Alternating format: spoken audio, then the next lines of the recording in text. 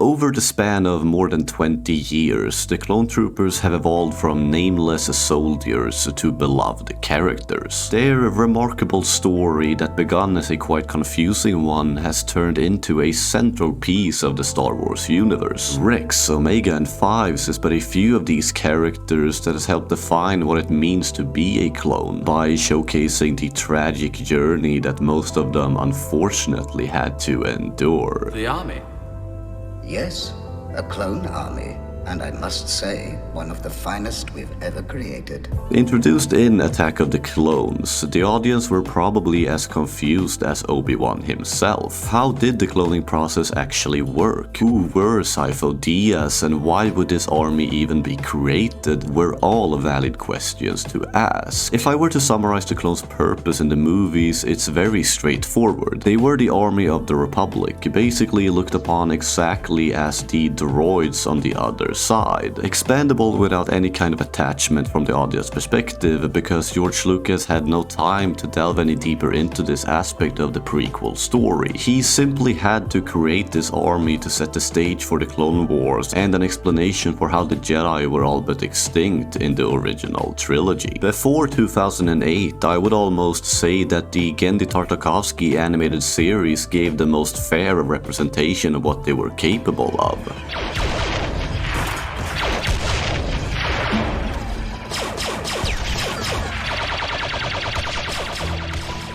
Yet even if this show displayed parts of their brilliance, it was mere tidbits of what would happen when Star Wars The Clone Wars rolled around. As early as in the first episode called Ambush, we get a fresh look at their emotions, view of the world, and overall personalities. Your helmets, remove them.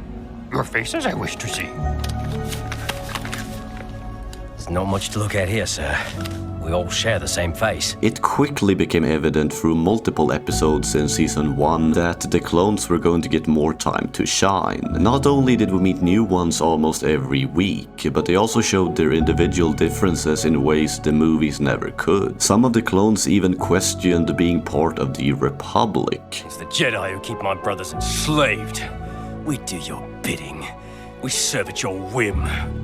I just wanted something more. I was just another expendable clone, waiting for my turn to be slaughtered in a war that made no sense to me. Can you understand that, Rex? Episode 10 in Season 2, called The Deserter, is an important point in Captain Rex's story, and also a symbolic moment for the clones overall. By meeting Cut, a soldier that had left the Republic for a peaceful life, you added a new layer to their individualism by showcasing the moral dilemma of abandoning the quote-unquote purpose you were created for. It hammered home the argument that even if they were clones that aged twice as fast as regular people, they were as much of a human as anyone else. And along with that came the choice of living your life as you wanted it to. What if I am choosing the life I want? What if I'm staying in the army because it's meaningful to me? And how is it meaningful? Because I'm part of the most pivotal moment in the history of the Republic. The bond and the deep understanding among the clone brothers, combined with their loyalty to the Republic, is the key theme in the Clone Wars. However, this animated show revealed that there was a lot more to learn. For example, not all clones looked the same. This is what I was bred for. They didn't always see eye to eye with each other, and the Jedi had a major role in helping them be creative and free thinkers, which made them very different from the droids they fought against. Fives, on your left! Thanks, cut up. No problem, brother. By introducing more and more clones, the Domino Squad being one example, the attachment for these likable characters grew with each episode. Yet there was always a bitter feeling looming in the background as a result of us fans knowing the inevitable fate the Army of the Republic would face. In the end, this was war, and clones perished all the time. Do we take prisoners? I don't. I'll never make it back alive. Yes, you will, sir. This is what I was born to do. Now go, before it's too late. Captain Kitty. I'm not finished yet, sir. We can do this, General.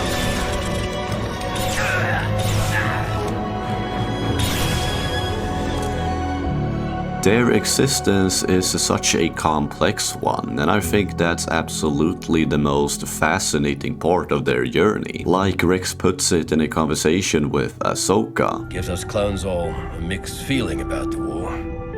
Many people wish it never happened. But without it, we clones wouldn't exist. It sheds light on the unfortunate and twisted internal crisis these soldiers had to go through, with dilemmas like should you follow orders for a cause you don't fully understand, or obey commands when you don't agree with them. I followed your orders, even in the face of a plan that was, in my opinion, severely flawed. A plan that cost us men, not clones.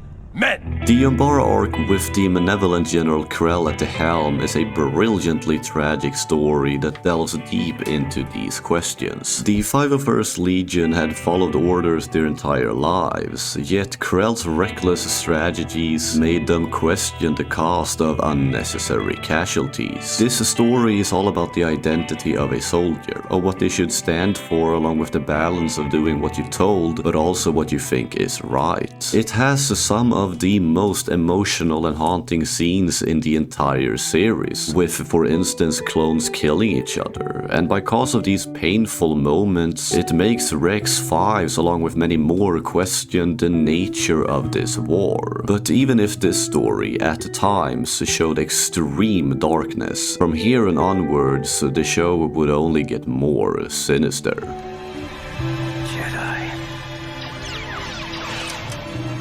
Soldiers follow orders. With Clone Trooper Tup going crazy, the audience once again got reminded of the Clone Wars' inescapable end. As we witness poor Fives helping his brother while trying to figure out the mystery around his weird behavior, it becomes more obvious than ever that the clones were nothing more than a vulnerable piece of Palpatine's plan.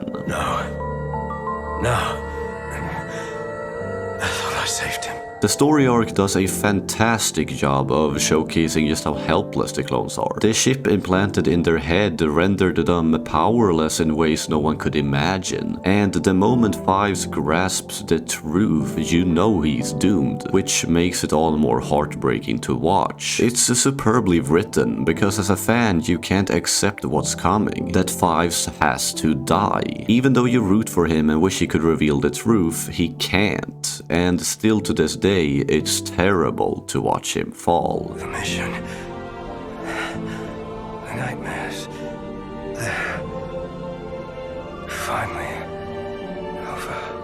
More than anything, this story made me angry, furious as a result of everything being so unfair. The clones formed bonds with the Jedi and their fellow soldiers, but it all ended up meaning nothing, because ultimately they had lived a lie, fought battle after battle for no good reason at all, and in the end, their final memory from the war would be betraying the people they once admired and believed in.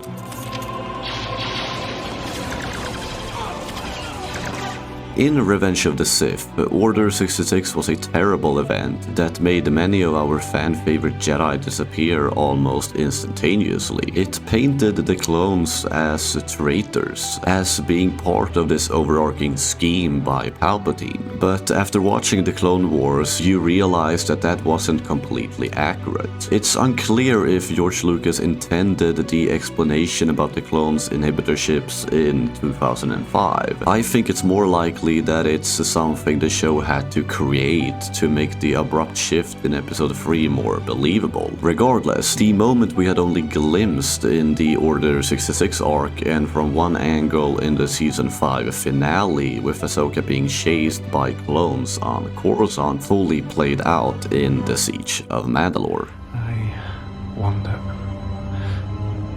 if the moment may be upon us. The finale of Clone Wars is amazing in many ways, especially because it's so emotional. Watching characters you grown to love turn against Ahsoka will always be heartbreaking. And like I mentioned earlier, it's unfair, because at that specific moment there is nothing anyone can do to change the clones' viewpoint. These 4 episodes is a brilliant last hurrah for a series that captured so many hearts, while it also symbolizes the sad nature of the clones' story, with Jesse and the other brothers giving their lives to kill someone they just a few days ago welcomed back with open arms. Jesse, listen to me. We've known each other a long time. If we don't get this right, we will be the ones committing treason. I can only imagine what Captain Rex must have felt when he had to fight his own brothers. But the second to last scene in the finale speaks of the sincere and kind-hearted personalities of both these survivors, that they decided to grieve their brothers and friends, even though they had tried to kill them. By honoring their legacy, they illustrated what these clones stood for and what they had fought for, but simultaneously not what they died for. The image of clone helmets buried in a memorial will always stay with me, because I grew up admiring their loyalty and sacrifice for a greater cause. And therefore this scene makes me feel closure, because of how it displays the end of the war, the end of the series, the fall of the Republic, and from my own perspective, and probably a few more, the end of a childhood. And with this, the first part of the beloved Clone Troopers' crazy story comes to an end. But we have a lot more ground to cover, so stay tuned for part 2. Click on this video if you want to continue to watch content about the clones. Thank you so much for supporting me, and I hope you will have a great day.